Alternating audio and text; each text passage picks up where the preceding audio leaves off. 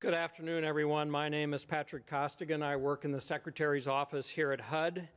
Welcome to our 6th webcast in a series on HUD's recently issued notice on the Rental Assistance Demonstration, or RAD. To begin, let me introduce my colleagues with me here today. To my far left, Will Levy in our Office of Public and Indian Housing, and also Lisa Floyd in our Office of Public and Indian Housing. Hopefully by now you're fairly familiar with RAD, authorized by Congress last year in HUD's 2012 appropriations bill and based on our FY12 budget proposal. You probably have had a chance to review some of our RAD webcasts that have been posted on the RAD webpage, which is www.hud.gov/RAD. In this webcast today, we will give you an overview of the draft RAD mod rehab application, which is to be used for owners applying under the first component of the rental assistance demonstration. We hope to provide you with an understanding of the main objectives of the application, how it works, and what you can do to begin to prepare yourselves now before the final application is available. Along the way today, as in other webcasts, we encourage you to send in your email questions, especially as they relate to the RAD mod rehab draft application. We'll be happy to take other questions, but we'd like to focus on the mod rehab application today. To the extent that we have time, we'll take other questions. Please email your questions to rad@hud.gov as we talk. It would be helpful to us if you offer your name and your organization along with your questions, and once we conclude our overview today, we'll take your questions. Also, if you'd like to submit public comments on the application materials, please visit www.hud.gov/rad for instructions on how to do so. Please note that the public comment period for the application materials closes on May 8th. Previously, we've said that the deadline for comments on the application would be today, April 10th. That's actually incorrect. The comments for the application will now close on May 8th. Also, just to remind you that we will be accepting comments on the entire RAD initial notice up until April 23rd, which is the official closing date for that. So, closing date for the application only on May 8th, and the comments on the entire RAD notice due on April 23. In a few months following the revisions that we make to the draft application, HUD will release a finalized version of it. At that point, we'll produce an in-depth training on the application via webcast on how to use and submit the RAD application. Let's now start with focusing in on the actual mod rehab application if we can. Will, let me turn to you. Let's start with an overview. Can you remind our viewers exactly the authority for mod rehab under the proposed notice? Yeah, sure, Pat. I want to review against the diagram that we've used in previous webinars. So there are two components of RAD, and mod rehab is actually able to pursue either component. Now, under the first component, which you'll see on your left side, up to 1,250 units of mod rehab may be selected. Owners will apply competitively. The application we will discuss today will be the main vehicle for that competition. Owners under this component will then have two conversion options, either project-based rental assistance, also known as multifamily Section 8, or project-based vouchers. Finally, a key feature of the first component is that projects will be limited to current funding. In other words, mod rehab projects would convert at the same contract rent level that they have today, which will increase by OCAF for the term of the contract. Now, under the second component, which you see on the right side of your screen, owners may convert to project-based vouchers only. The project-based voucher contract is provided in lieu of tenant protection vouchers that would otherwise be provided when the owner chooses not to renew their mod rehab contract. As a result, the key constraint under this component, the second component, is that it is subject to the availability of a limited amount of tenant protection funds, on which there are other demands within HUD. Owners going this route will not need to use the application that we're going to talk about today. An earlier RADcast, which is archived on the RAD website, goes into further detail on the differences between the first and second component. Just to remind folks, for mod rehab, all instructions provided in the notice are proposed and subject to comment. Thanks, Will. That's helpful. So today's webcast is focused on the mod rehab application, which will only be utilized under the first component. Lisa, I want to turn to you now. Can you advise everyone where they can find a copy of the application so they can begin to get familiar with it? Sure, Pat. The Excel-based draft RAD applications, along with the proposed RAD notice, can be obtained from the RAD website, www.hud.gov/rad. Currently, you can download the draft version of the application. The application is Microsoft Excel-based. We chose this software to host the application because it's accessible, familiar, and can automatically perform all the summations and calculations required in this application. I want to point out that while the application is in draft form, we thought it was important to post a version of it along with the initial RAD notice so that owners could get an early introduction to the type of information HUD will be seeking in considering RAD conversion applications. Our purpose today is to focus on the basic content that we'll be looking for. All right, thanks, Lisa. Tell us a little bit more about this. When we were creating the application, what are some of the main objectives that we were seeking to work into the application? From HUD's perspective, the application really serves three purposes. The most important role of the application is to demonstrate to HUD that the project will be physically and financially viable once it converts. Projects will need to be able to show this in order to be eligible for selection. Of course, you may not have all the final data at the time of your submission, but we ask for your best estimates.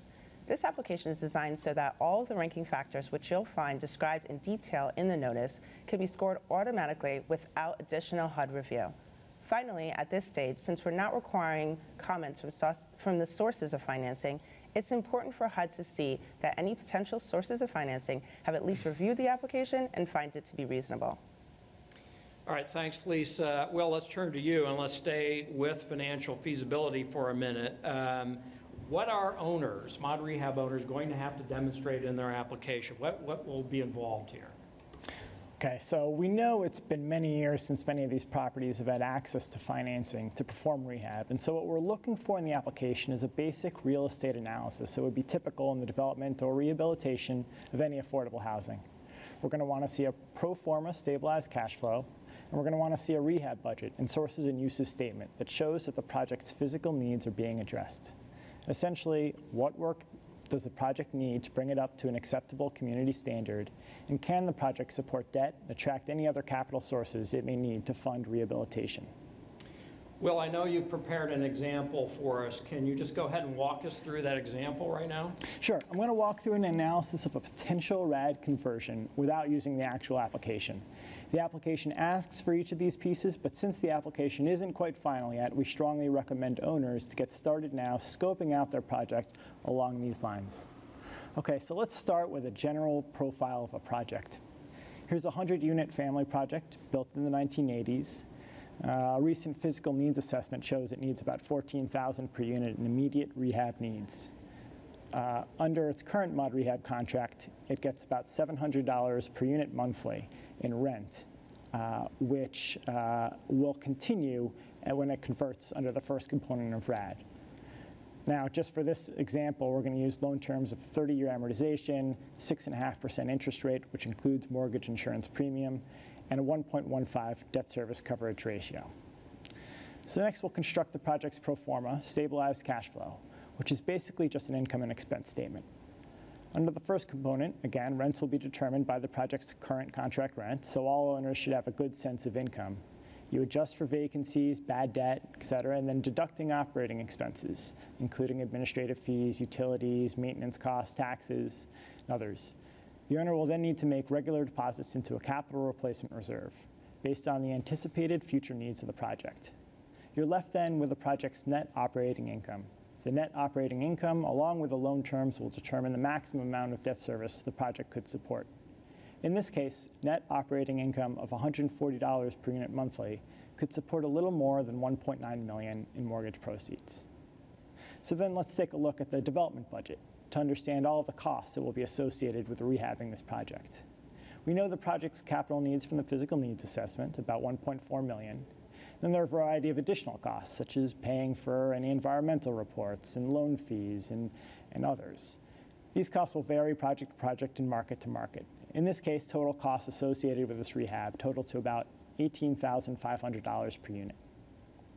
Okay, now we're finally ready to put together the total sources and uses for the development transaction.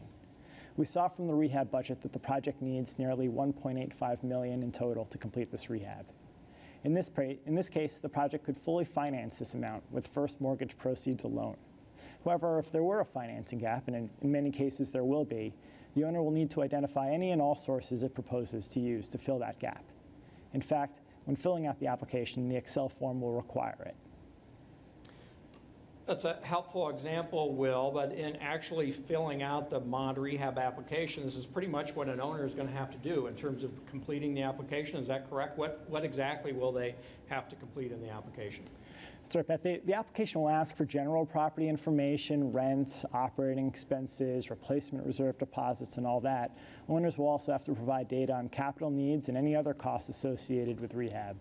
They'll have to provide potential loan terms, if applicable, and identify any sources of financing and plans to utilize. The application will then produce the pro forma stabilized cash flow and sources and uses for HUD's review. Now, for each of these items, the application contains feasibility benchmarks that guide the amounts that users can input. We recommend you review the feasibility benchmarks, which we've detailed in Appendix 1A of the RAD notice, as you're developing your pro forma stabilized cash flow and sources and uses. I should note here that in addition to these questions about financial feasibility, the application includes a few questions related to the competitive ranking factors also described in the notice. At the end of the application, the Excel form totals all the ranking factor points that the application has earned. Finally, the application informs the owner, based on its responses, of any and all attachments that must be submitted with the application. So that's the application format itself, Will, but we're also asking for some additional attachments to the application. Can you walk us through those, please? Sure. So there are 3 possible attachments an owner may need to submit. Again, the application will tell the owner exactly which attachments it will need to include. The application automatically populates these documents with any information extracted from your application. So first, there's a financing letter of intent, and this letter is required where third-party financing is indicated in the application pro forma, including each source of debt or equity. This form is designed to inform the lender or equity provider about the proposed RAD transaction. It signifies that the lender or investor has reviewed the pro forma for the subject project and considers it to be reasonable. Just note that a signature from the financing source is not a firm commitment yet. Next, there's a choice mobility letter, and this letter is required of mod rehab owners that are seeking to earn the choice mobility commitment ranking factor, which is also described in the notice. The letter certifies that the agreement between the PHA that is contributing vouchers and the mod rehab owner that's receiving vouchers. Both contributor and recipient have to sign the letter. Now, for RAD applications that propose to use 9% tax credits, the application must include either a reservation letter or a completed and self-scored tax credit application in accordance with the relevant qualified allocation plan. Considering the scarcity of 9% tax credits, HUD wants to make sure that applicants seeking and relying on this resource are competitive. As you can see, there's no template for this attachment. Simply include the appropriate forms for your state. Finally, and this isn't on the list in front of you, for conversions to project-based vouchers under the first component, we've not included a document that certifies that the PHA, who will administer the project-based voucher contract, consents to the conversion. But we're considering including such a letter in the final version of the application. That's a very helpful overview of what we're looking for in the application. Will, Lisa, can I now turn to you? Can you tell us a bit about how the application itself, the functionality of the application will work? I'd be happy to, Pat. I just want to point out a few basic features. The application is divided into sections. Each section has a green header. In the draft application form, information that you are required to provide is shown with a gray background. Unlike the draft public housing application, which auto-populates with data, the mod rehab draft application requires manual input primarily. As shown here, some of the fields that require qualitative inputs are equipped with a drop-down selection feature, which will become apparent when you click on the cell. There is a vertical yellow bar that lies just outside the printed page of the application. Cells to the right of the bar contain working calculations and program parameters. We're leaving those visible so you can follow the formulas if desired.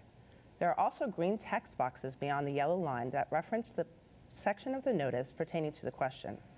The application is equipped with bright blue squares marked with a white question mark.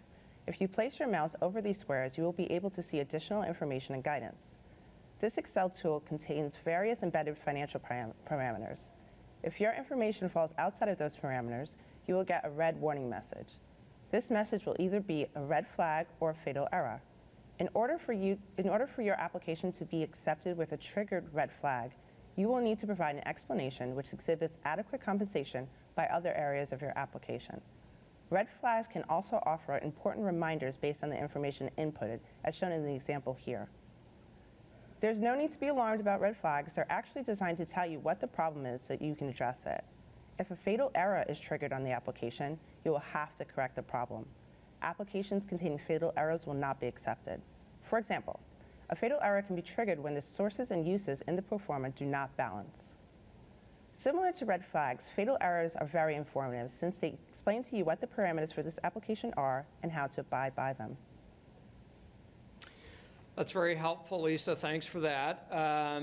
Let's now switch to talk about the second component of the demonstration. So we've been talking about an application that applies under the first component of the demonstration, but Will, maybe you can walk us through what's different, what we'll be looking for under the second component of the demonstration, wherein it's possible to project-base, in essence, tenant protection vouchers. Sure. So as we said up at the top of this, under the second component, an owner will not need to use this application. Instead, the owner begins by submitting a request to the PHA 120 days prior to contract expiration. The RAD program notice provides a lot more detail on what the owner is required to submit. Among the submission will be all the tenant comments that the owner received in the tenant notification process. Now, if the PHA consents to the request, the owner then submits a financing plan and PHA certification that all notice requirements have been satisfied to HUD headquarters. HUD headquarters will then review the financing plan according to the feasibility benchmarks that are described in attachment 1A of the notice. I just want to note that there's then similarity under the first and second component, that whether an owner proposes to convert a project under the first or second component, they're going to have to produce a financial feasibility analysis in accordance with the benchmarks described in the notice. Thanks, Will. So all of this is detailed in the proposed notice, and we'd urge the viewers to take a look at that if they have any follow-up questions on the first component versus the second component. But Lisa, let's turn it back to you. Will, jump in if you'd like. Is there anything now that an owner can do to prepare for a submission relative to the application or any of the materials? Yes, Pat. There are two important steps an owner should take right now in preparation for the application process. One is read the notice. In order to fully understand the intricacies of the demonstration, it's important to read the RAD notice, concentrating particularly on the sections that are pertaining to your proposed conversion preference. Next, you can scope out the financial feasibility of the projects if they were to convert under RAD. Much like Will walked us through earlier, the draft application provides a good sense of the data you'll need to have ready. So let's wrap up the overview there. Thank you both for that. It's very informative. Let's now proceed to taking some questions. I want to remind folks that are tuned in that it's not too late to submit your questions. We're doing them live and have the ability to get to them as you give them to us. But I want to remind folks that once we clear the comments both on the application, but particularly on the application and the final notice, we'll be conducting an in-depth training on the actual application, walking you through each step of it and its functionalities along the way. We will also be preparing additional materials to assist you, mod rehab owners, public housing authorities that will be involved in the mod rehab program to help with the processing of applications. Any suggestions that you have for us on those counts would be very helpful and welcome to us. So let's see what we've got in the way of questions coming in now. All right, here's one. Lisa, maybe I'll direct this to you if that's all right. Sure. Seems to be about the Excel document. You've stated that the Excel document posted on the RAD website currently is a draft version of the mod rehab application. How different will the final version be? The draft application is currently out for public comment, and comments that we receive on the application will guide us in developing a final application that is streamlined, easy to follow, user-friendly, and minimizes the opportunity for error. Although most of the information on the application will remain the same, the format of the form and some of the design functions may be revised. Thank you. Will, here's another one that's come in, and it echoes comments that we've been getting all along. But let me read you the exact question. The milestones described in the notice seem to make it a challenge for an owner to propose to use 9% tax credits. How will HUD make sure that projects that have a good shot at securing tax credits are not excluded from RAD? I think this goes to what are we looking for in the timeline relative to making a pass at tax credits, be they 4 or 9%. Can you kind of walk us through how that'll work, Will? Sure, Pat. So the owner will not need to have a LIDTech reservation letter in hand at the time of application. However, since we expect strong demand for RAD and only have authority to convert a limited number of units, we want to make sure that the owners proposing to use tax credits are competitive. Therefore, we're asking for information that shows that the owner has made and is making progress towards securing these tax credits. The owner must provide information on the QAP application timeline, which we would then build into the required milestones if the application is selected from the competition. It would also need to demonstrate success in obtaining 9% tax credits in the past, and must submit a self-scored QAP application. Essentially, we would give an applicant one pass at competing for tax credits in their state competition, and we'll work with owners based on the timing in their state. Now, while we're on tax credits, I want to also strongly encourage that owners consider 4% tax credits, which come with tax-exempt bonds and are generally available in most states. There are no special requirements or attachments if an owner is going to go this route, but they would still have to abide by the milestones described in the notice. Thanks, Will. I see only one more question in the queue. If we get a few in quickly, we'll be able to take them. But Lisa, why don't we turn back to you? I think this is something that you're pretty familiar with. And the question is, can you repeat again, how long will the time period be for submitting applications, and how will applications be submitted? How will it work? Sure. HUD estimates it will begin accepting applications for mod rehab under the first component of the bill 60 days after the issuance of the final notice, which should be in August. There's no fee associated with the submission of an application or withdrawal of an application or award. Additionally, there's no cap on the number of project applications that owners may submit or resubmit. Only applications that have met all applicable submission will be accepted. All right, I take it we have no more questions in the queue. I think folks have had a chance to get a lot of questions into us. We're very interested in your comments. That was a helpful overview.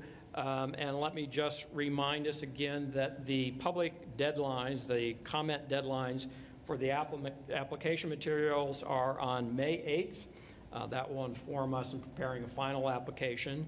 And then the final comments due on the entire RAD notice are due on April 23. From there, with your comments both for the application and on the actual initial notice, we'll work to address them, refine them, and put out a better notice.